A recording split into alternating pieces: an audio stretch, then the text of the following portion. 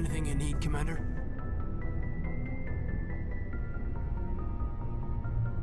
Just trying to get a sense of where the crew's at. Thoughts? I've wasted enough of your time for now, Commander. We'll have time for personal debriefings later. What's your opinion on the last mission? I don't see how we could have done things any better. At least not without getting to Eden Prime sooner. And we were on the scene faster than any other Alliance ship could have been.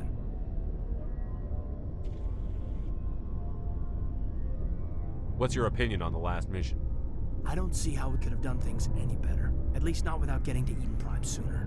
And we were on the scene faster than any other Alliance ship could have been. We'll talk another time, Lieutenant. Commander?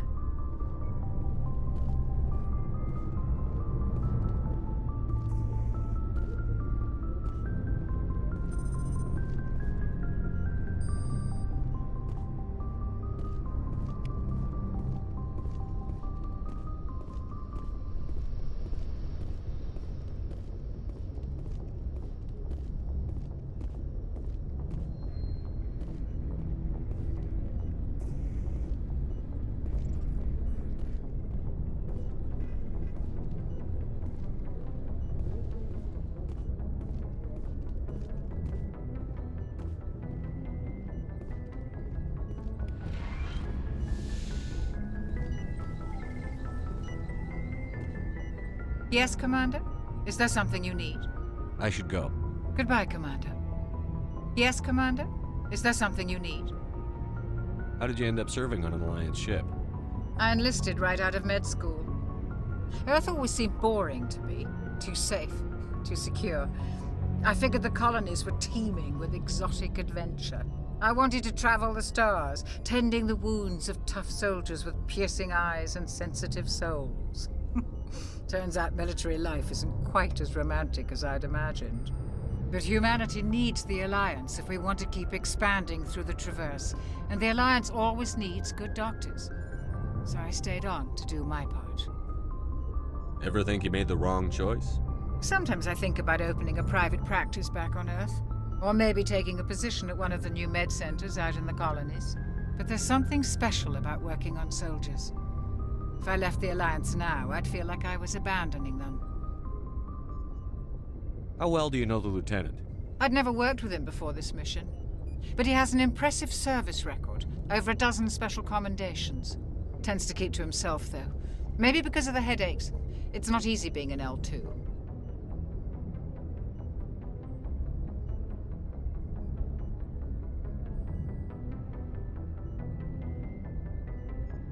What does that have to do with it? Well, most biotics now use the L3 implants. Lieutenant Alenko was wired with the old L2 configuration. Sometimes there are complications.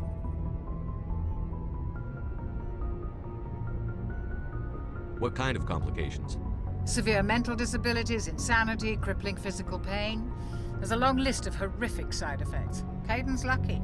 He just gets migraines. How well do you know the Lieutenant? I'd never worked with him before this mission. But he has an impressive service record, over a dozen special commendations. Tends to keep to himself, though. Maybe because of the headaches. It's not easy being an L2. I should go. Goodbye, Commander.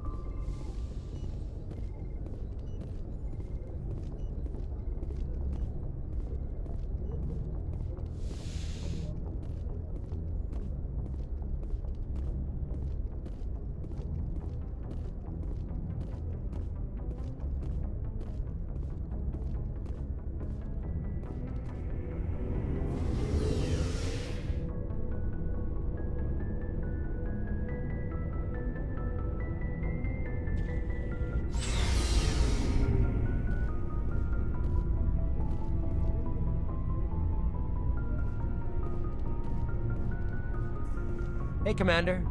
Looking for some extra supplies before you head out? What have you got? Whatever you want. Armor, weapons, mods. It's not standard Alliance issue, but that's not necessarily a bad thing. Well, as long as you don't mind paying for it. Why should I pay you for my weapons and armor? My stuff doesn't come from the Alliance. I have to purchase it myself, and it's not cheap. Hell, the licenses alone have set me back more than I'd like. But no licenses, no goods. Without the goods, I'm out of a job. What are licenses? Why do you need them? Manufacturers sell licenses. Each license allows me to buy and sell a certain brand of products. I already have several basic ones, but you'll need to buy more if you want me to bring in different brands. Many of the best licenses are hard to get, but they're well worth the cost if you can find them. What do the different manufacturers offer? There are too many for me to keep track of, but each license will explain what it's good for. How often will you get new items? Well, that depends on how many licenses you've purchased, but I'll rotate items on a regular basis regardless. And anytime we land someplace with a big enough port, I'll buy, sell, and trade whatever I can. Check back often. I need to move items quickly, so only the most basic items will be stocked consistently. Let's see what you've got. You bet, Commander.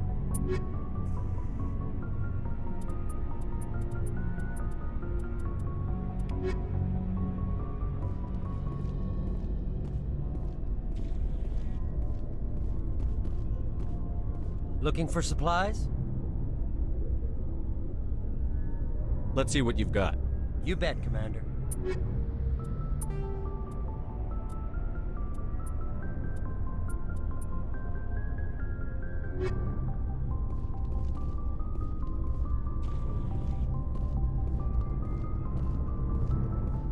Thanks for bringing me on board, Commander.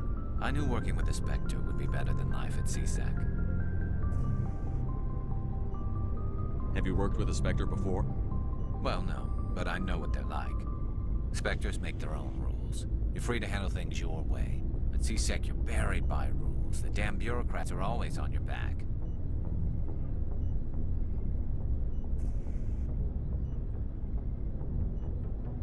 For the most part, the rules are there for a reason. Maybe.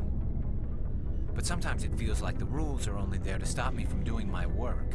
If I'm trying to take down a suspect, it shouldn't matter how I do it, as long as I do it. But CSEC wants it done their way. Protocol and procedure come first. That's why I left. So you just quit because you didn't like the way they do things? There's more to it than that. It didn't start out bad, but as I rose in ranks, I got saddled with more and more red tape. CSEC's handling of Saren was typical. I just couldn't take it anymore. I hate leaving.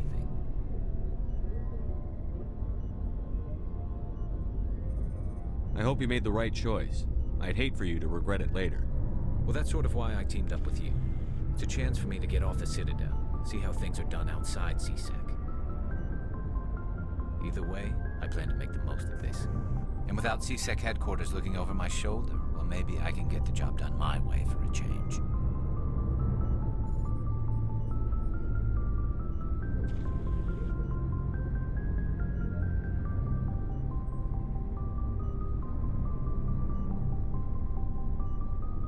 If getting the job done means endangering innocent people, then no. We get the job done right, not fast. Got it? I wasn't trying to. I understand, Commander.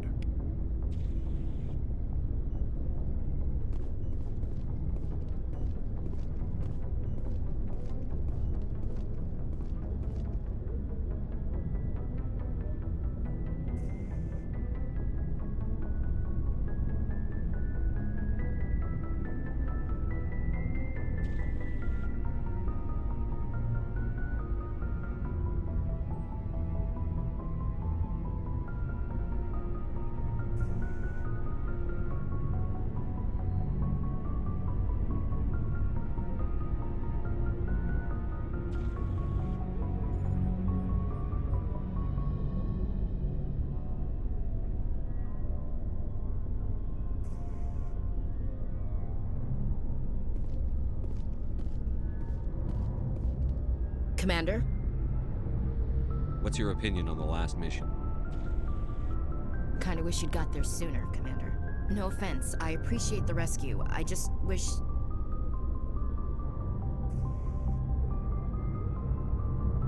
We came as soon as we got the distress call, even with the fastest ship in the fleet. You did the best you could, Commander. It's my fault. If I had been more alert, we wouldn't have been cut down by an ambush. The Geth are perfect ambushers. They don't move, they don't make noise, they don't even breathe. Sir, they have flashlight heads. I'll make sure it doesn't happen again.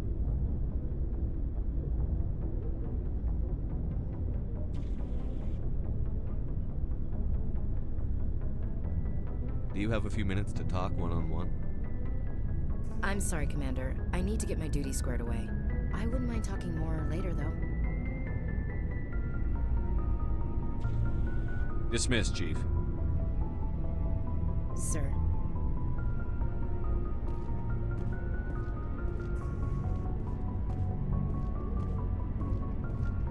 Nice ship you've got, Shepard. What can I do for you? What's your story, Rex? There's no story.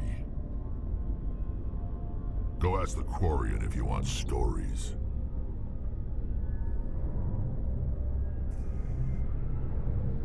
You Krogan lived for centuries. Don't tell me you haven't had a few interesting adventures. Well, there was this one time the Turians almost wiped out our entire race. That was fun. They tried the same with us, but we fought them off. It's not the same.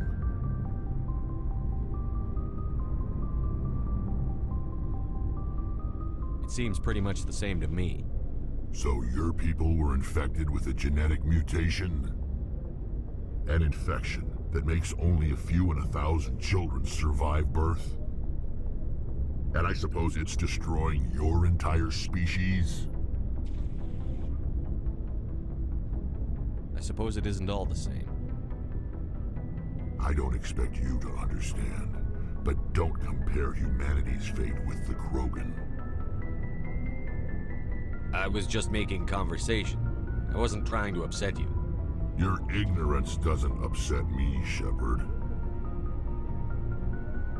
As for the Krogan, I gave up on them long ago. The genophage infected us, but it's not what's killing us. Are your people really dying? We're sure not getting any stronger. We're too spread out. None of us are interested in staying in our own system. Lots of species have left their homes and prospered. But they go to colonize new worlds. We're not settlers. We're warriors. We want to fight. So we leave. Hire ourselves out.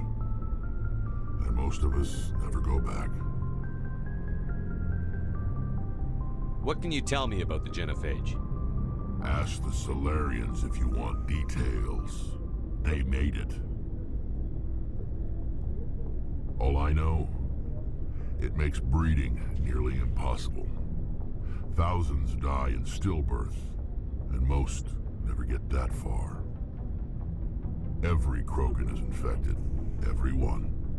And no one's rushing to find a cure.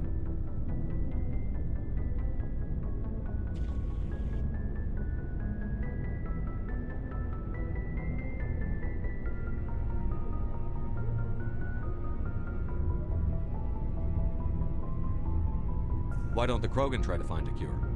When was the last time you saw a Krogan scientist? Ask a Krogan. Would he rather find a cure for the genophage or fight for credits? He'll choose fighting every time. It's just who we are, Shepard. I can't change that. Nobody can. So long, Rex. Shepard.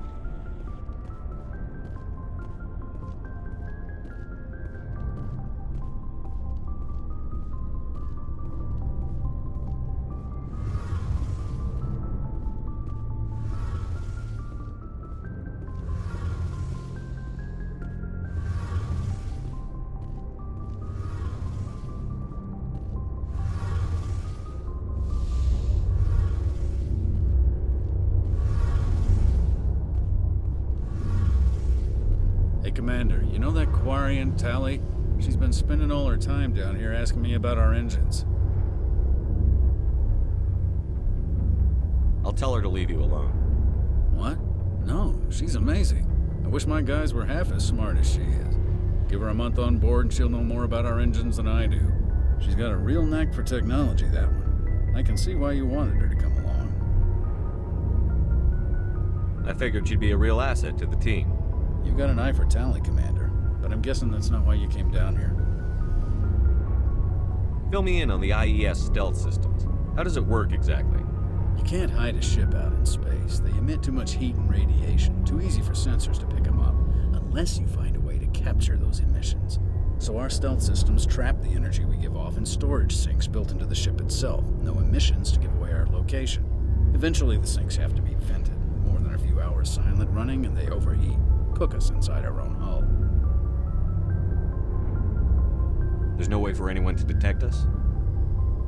A visual scan can still pick us up. Anyone looking out a window can see us plain as day. But you have to be pretty close to get an actual visual out in space.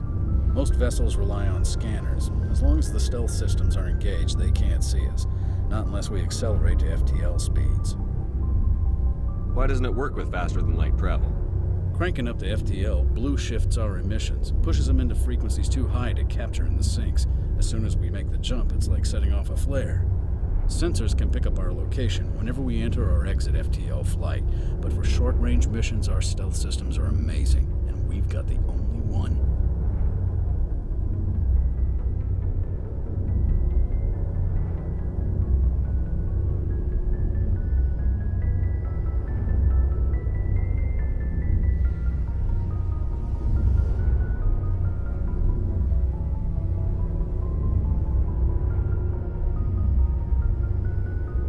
Where else have you served, Adams? If you name a class of Alliance ship, I've probably served on it. Everything from dreadnoughts and carriers right down to frigates like the Normandy. My last assignment was on the Tokyo, only a cruiser, but she was a good ship. Couldn't hold a candle to the Normandy, though. I want to know more about the Normandy. She's the best ship I've ever served on, probably the fastest vessel ever designed. She's the only one using the new Tantalus drive core. What's so special about the Tantalus drive core? Proportionally, it's about twice the size of any other vessel. Not only are we faster, we can run at FTL speeds longer before we have to discharge the core.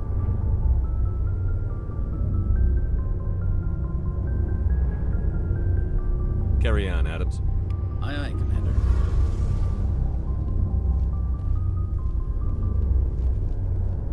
Your ship's amazing, Shepard.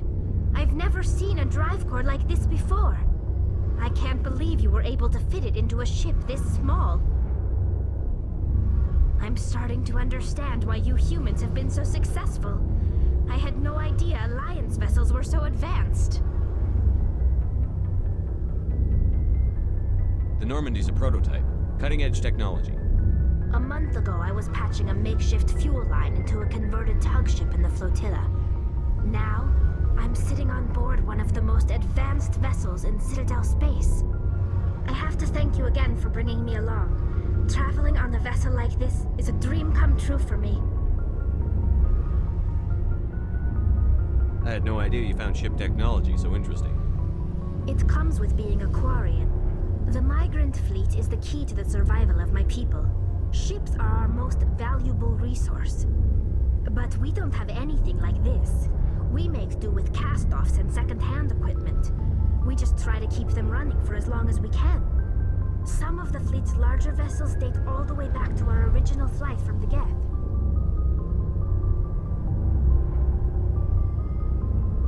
I can't believe your fleet's still using ships that are 3 centuries old. They're constantly being repaired, modified, and refitted. They aren't pretty, but they work. Mostly. We've tried to make ourselves as independent as possible on the flotilla, grow our own food, mine and process our own fuel. But some things we just can't make on our own. A patch to maintain the hull integrity requires raw materials we just don't have. That's why our pilgrimages are so important.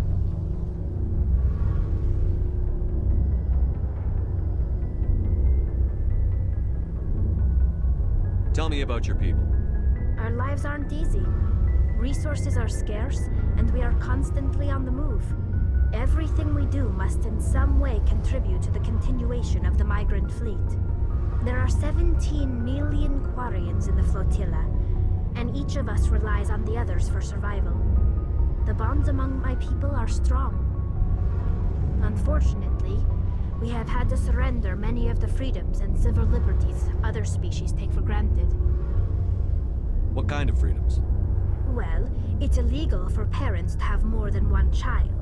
If our population grows too much, it would strain our resources to their breaking point.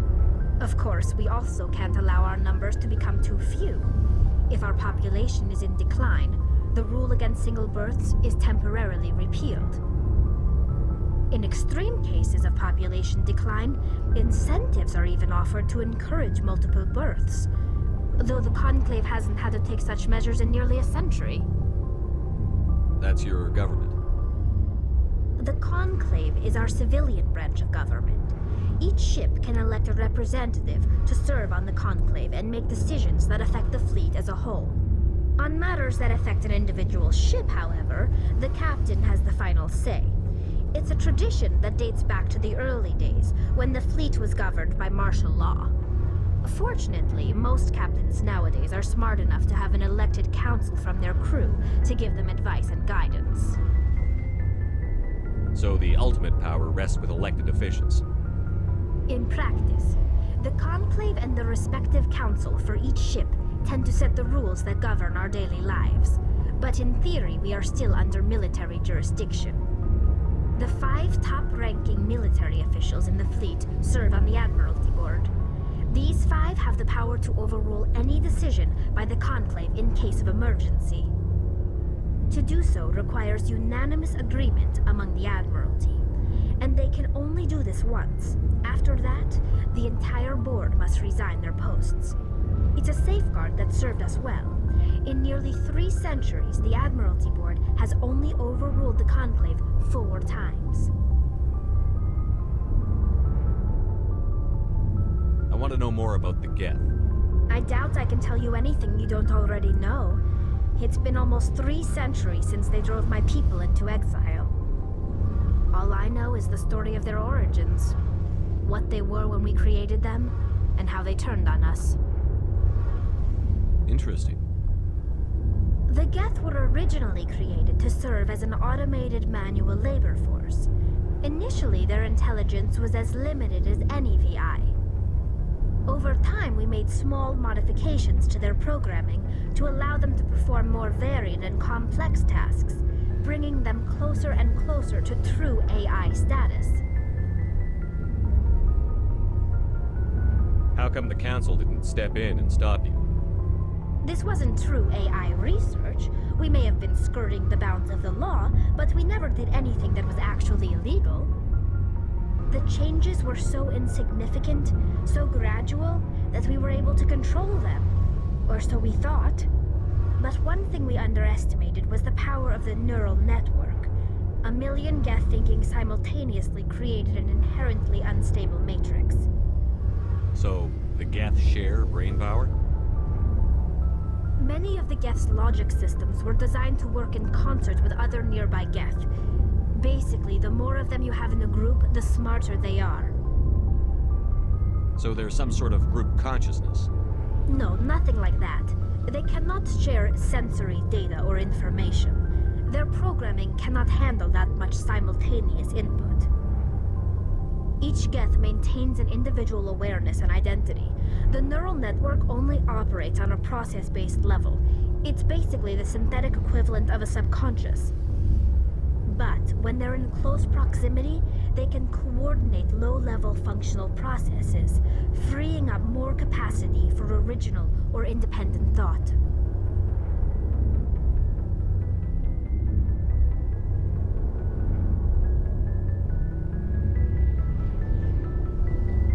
That doesn't make any sense. I'm probably oversimplifying. The Geth are incredibly advanced and complex creations. All you need to know is that they get smarter when they gather in large numbers. As we built more and more Geth, their effective intelligence became more sophisticated, more abstract. One day, a Geth began to ask its Quarian overseer questions about the nature of its existence. Am I alive? Why am I here? What is my purpose? As you can imagine, this caused a near panic among my people.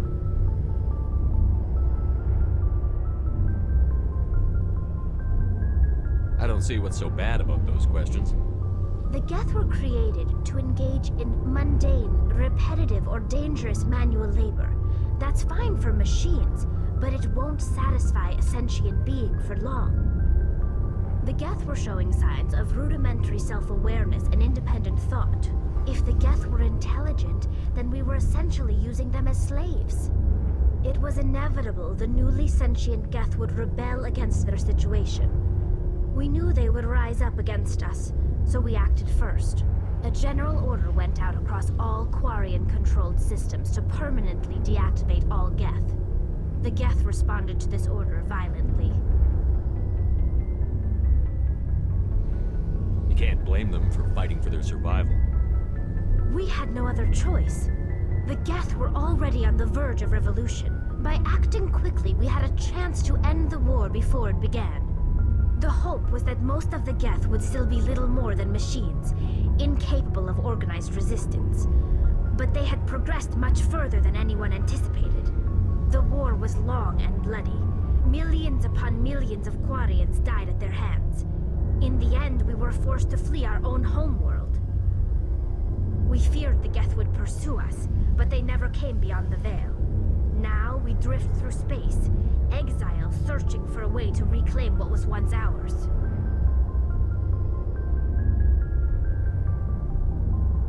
It's hard to feel sorry for you. Your ancestors tried to wipe out another species. We made a mistake when we created the Geth in the first place, but we did not make a mistake when we went to war against them. If we had not acted, they would have wiped us out.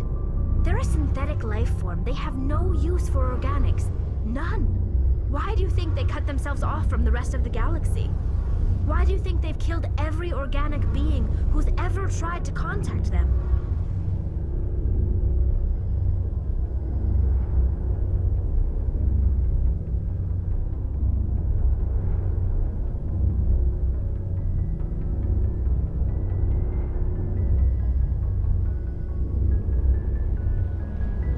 You make a good point. I'm sorry. I didn't mean to get so worked up. Most Quarians tend to have pretty strong opinions about the Geth. I want to know more about the pilgrimage. When my people reach maturity, we leave our birth ships and seek acceptance with a new crew. It's necessary to maintain genetic diversity among the fleet. But no ship wants to accept someone who will be a burden on them. So, to prove our worth, we embark on a pilgrimage. We set out alone, leaving the flotilla and our families behind us. We only return once we have found something of value we can bring back to the fleet. This is presented as a gift to the captain of the respective ship we wish to join. If the gift is accepted, we are welcomed into the crew. Can a captain choose to reject the gift? That doesn't happen often. Most captains are eager to increase the size of their crew. It increases their own standing in our society. Even when a gift is not particularly valuable, the captain usually accepts it out of a sense of tradition. However, there is a stigma to presenting a substandard gift. It's not the best way to make a good impression on a new community. Most pilgrims don't return until they find something worthwhile. I can't believe they just send you off alone. It's not like they just cast us out. Before we leave, we are given lessons in how to survive outside the flotilla, and given gifts to help us on our journey. We also receive implants to fight off sickness and disease. Generations of living in an isolated and highly controlled environment have left our immune systems weaker than most. By the time we leave the fleet, we are well equipped for the pilgrimage. This is a rite of passage for all Quarians. If it were dangerous, our numbers would suffer. Virtually every pilgrimage ends with a triumphant return and the ritual presentation of the gift to one of the fleet's captains. I want to talk about something else. Like what? I should go. See you later.